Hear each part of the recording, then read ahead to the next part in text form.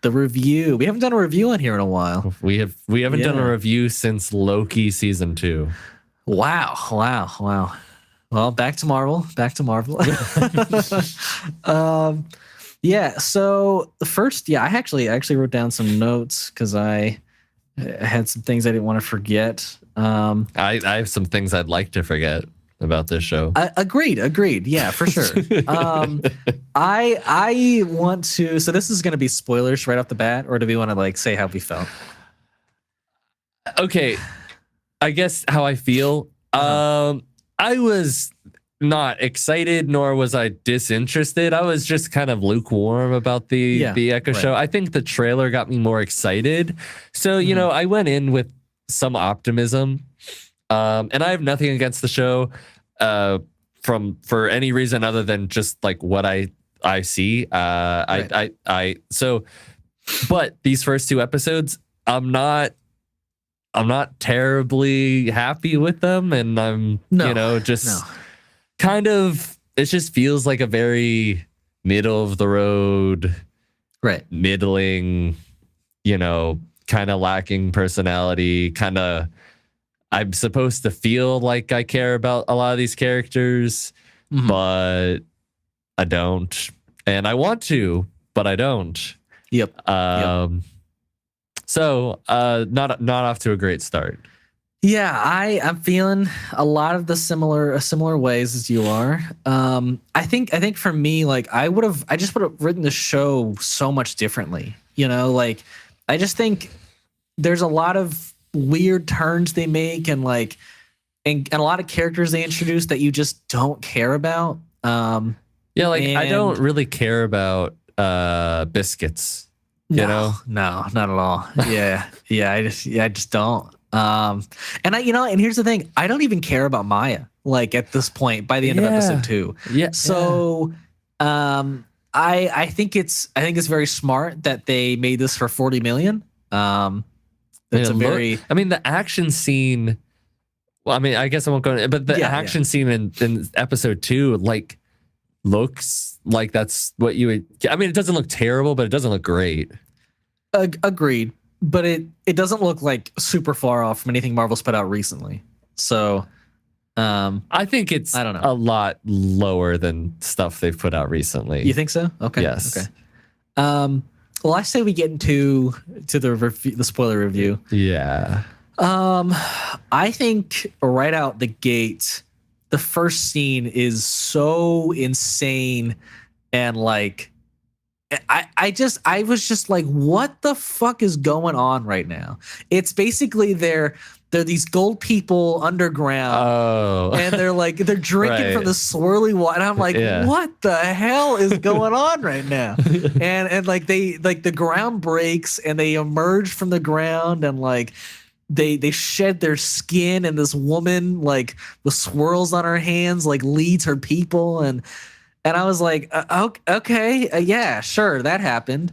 And that's apparently the story of the first Choctaw people, who is the Native American tribe that Maya belongs to, or descended from.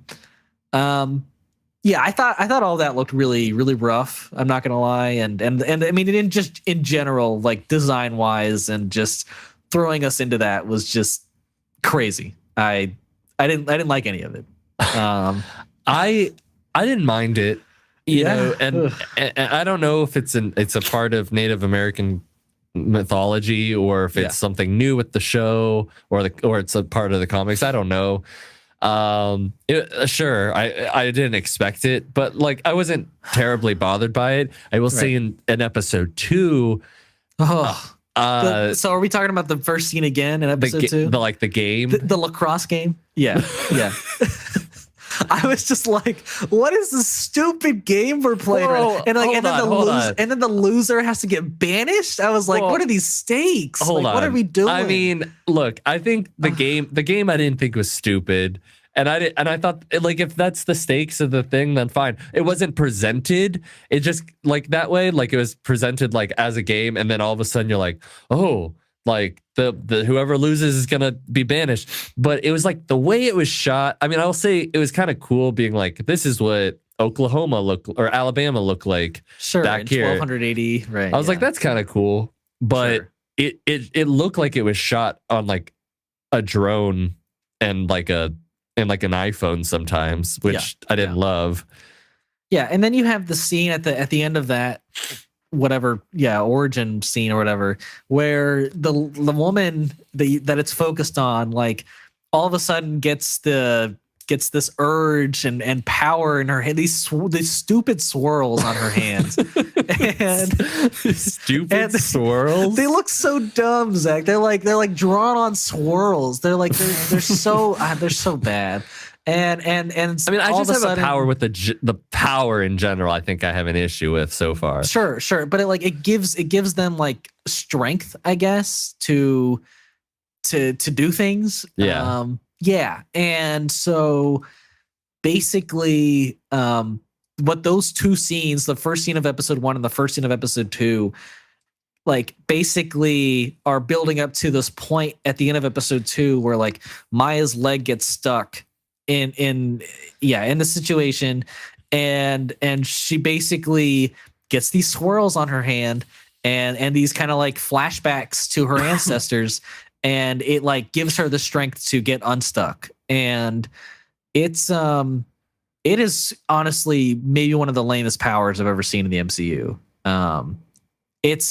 And the build up to it was not good. It was not good.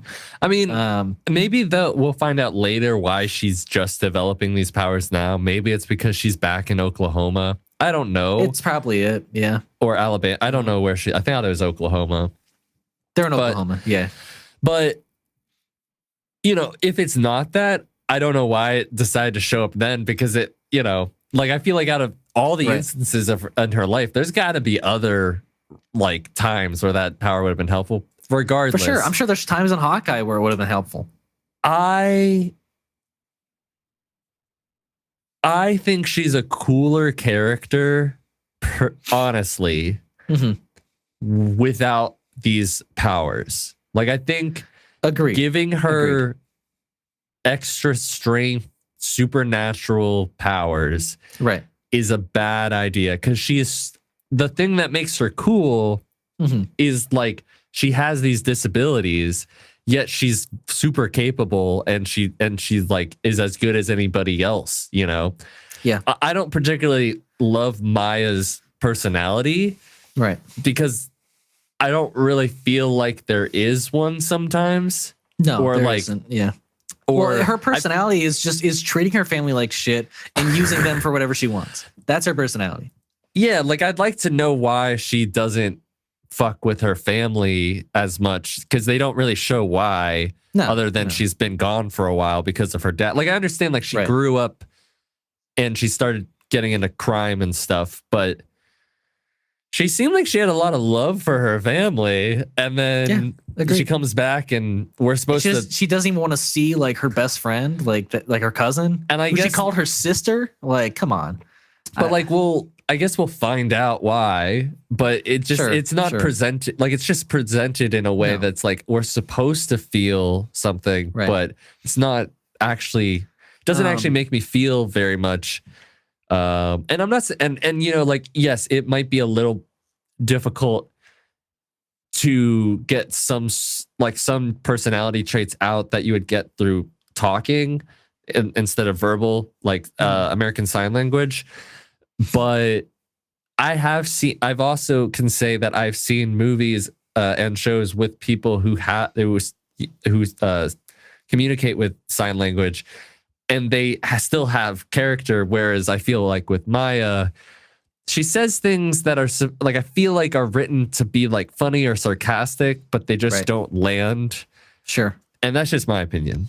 No, I agree. I think there's some times where it's like they don't know how to write like character development or character personality for like a deaf person. It's interesting, but I think touching on like, going to her as a kid, I did like the child actress. Oh yeah, I thought she looked insanely similar to who's playing her now. I mean, I related more, like I cared more about her as a kid than I for feel sure. like I do now, which is for sure. not good. Although I didn't love a lot of like that backstory when she was a kid. Like, I think I think it's mainly just how like things were shot and like how things were done. Like, I think I'm also like in the boat now where I'm getting tired of like unnecessary CGI for Marvel. Like, I think the bird was so unnecessary to like CGI. Like I think in the past, like the red bird that like signaled to the grandmother that like something was gonna be wrong, right? Yeah. That was CGI.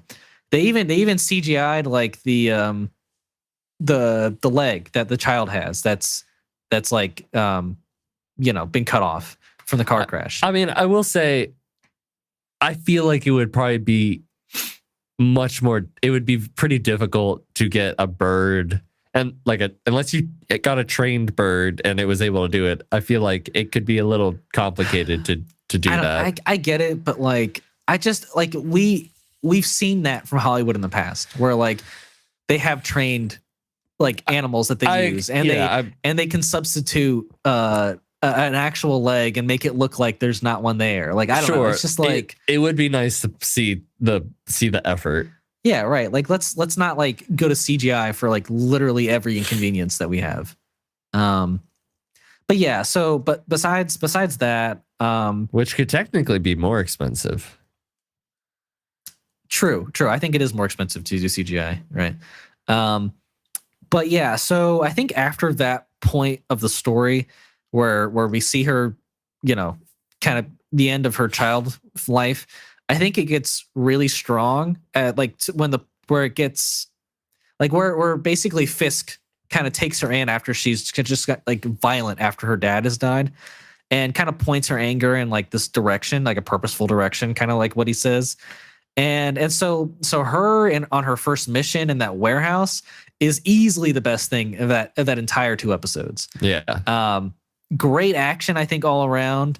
Great kind of camera work, and then the fight between her and Daredevil was so fun. Like having the perspective of a villain, and like having your operation busted in by Daredevil, and now you're fighting him. Like I just thought it was all super well done. Yeah. And all the times where it switched to like her perspective and we lost all the audio, I thought was really, really cool. Like I love those spots in the show. So there are things I like about it.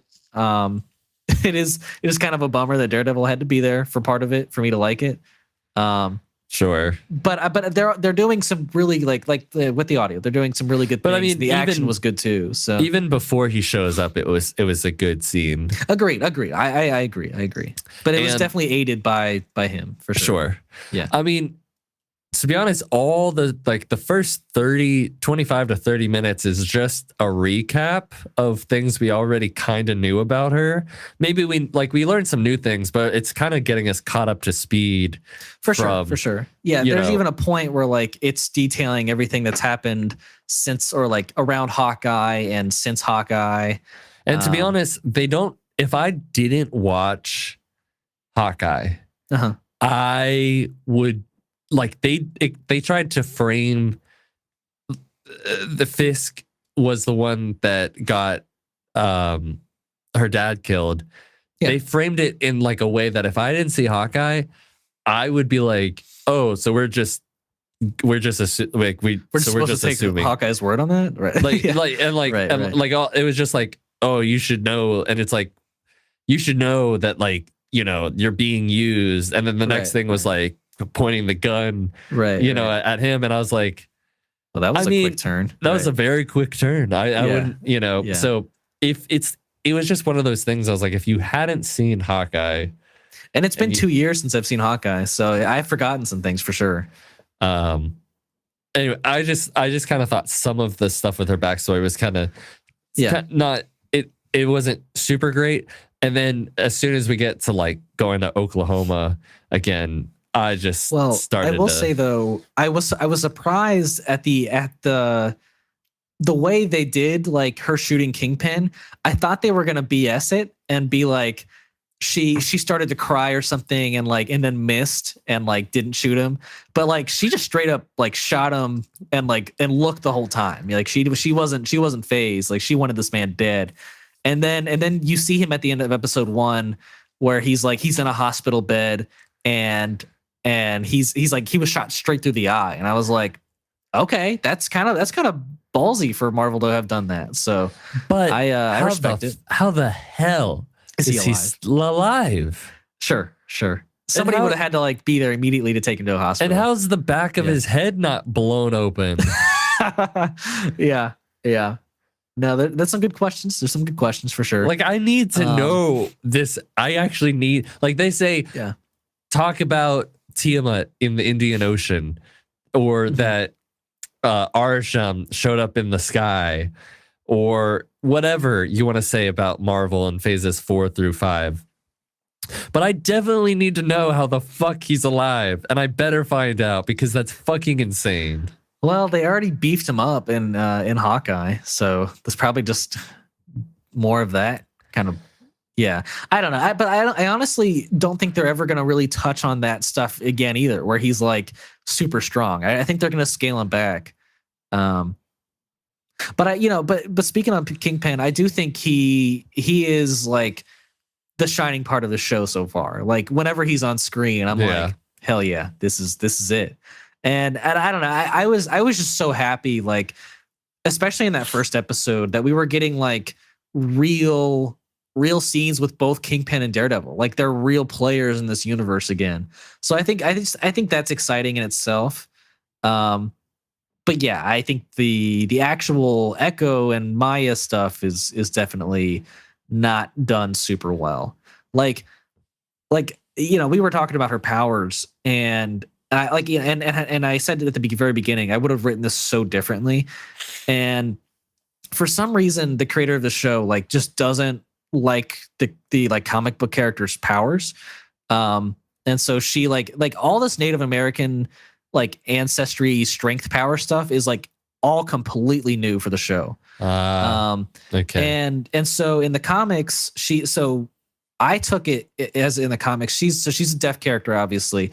But like just like how Daredevil lost his sense of sight and heightened all his other senses, I assumed that like her losing her sense of hearing like heightened her sense of sight. And so basically her power is she can copy like anybody's movement, and so she basically can like copy anybody's fighting style and can fight like how they fight. And I think that is a much more like interesting and kind of a cool like foil maybe to what Daredevil would be and do. But they wanted to like go heavily into her Native American stuff, and that's just not at all the route I would have gone down. No, me either. I mean, if you want to tie things into like your heritage and somehow, I think that's fine. Right? Yeah, but to make her like, yes, you are you are giving her greater powers in the way like from the stuff that's been taken away from her, right, by giving her these powers, like similar to like Daredevil with his enhanced, spatial awareness and whatnot. Right. But I just think that you make her a less interesting character. So less interesting. Yeah. And it's just such a shame because like I said, it would have been such a cool like compliment to like Daredevil's story. I think she could have been a cool addition down the road in a Daredevil season 4 or Born Again, whatever you want to call it. But now I have no desire to see her again. Especially if this power is like the forefront of her character. So, I mean, it's an okay show so far. I'm not loving the character. The action can be good, but budget wise, some of the action doesn't look great. Story isn't great. Side characters aren't great. Yeah. I mean, and the other thing is, we're not really like similar to there's been some other shows I've kind of like Boba Fett. There we go. Another Disney property. So we don't really even know why Echo wants to be taking over as this queen of crime, you know? Well, I guess I thought she was just wanting to take down Kingpin. But seems like she's like, no, now there's a queen should be in charge, you know? Like, was that said? Like on top of the tower, or you know? I guess I missed it. I did think it was cool that like she was labeled as like the king killer and like has a bounty by Kingpin. Sure. I think that's kind of badass. But yeah, I don't like that motivation at all. Where she like, but I don't even know. I don't even know the motivation. You know. I mean, this whole time I had assumed that like she knows Fisk, like she didn't kill Fisk, so like the second best option now is to destroy his empire. And I think that is her motivation. But if it's not, then I think the show is even worse, you know? Like, I think that's like the only good motivation she could have, because she's still mad about her dad. I think there's still a motivation, but it's still not made clear to me. Unless, not everything has to be made clear, but like, I don't even know why she's in Oklahoma. But you want to know why you're even following this character, you know? Like, I know she got shot or whatever, and then she started driving to Oklahoma. We don't even know who shot her. Right? Or is that from the end of? There's no way, because that was like 6 months after the end of Hawkeye. So we have no idea who shot her. I don't know. It's a baffling set of sequences for sure. Yeah. So get ready for a part 2 review probably next week. Yeah. 3 episodes, or we can wait 2 weeks. It's up whatever. We'll see what I can do. We'll see. Yeah, you're a busy man. So. Yeah.